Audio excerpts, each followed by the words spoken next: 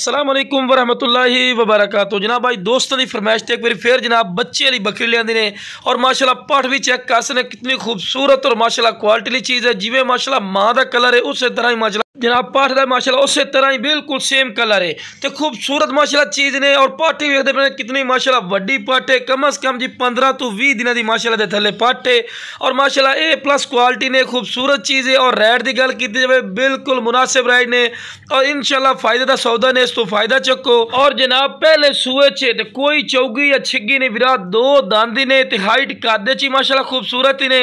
ते रेट की गल की जाए रेट अगर कल बंदे का 50 कर ले, 45 कर ले, 40 कर ले, लेकिन फायदा ही नहीं, बिल्कुल मकूल रेट देवांगे।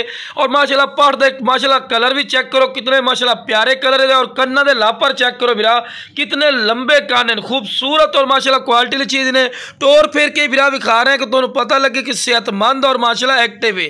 तो जिस बिरा चाहिए जनाब सिर्फ रेट की करते पे 30,000 रुपया बोनस रेट ने, 30,000 रुपया रेट करते पे फिर भी प्यार मुहब्बत कल सा है।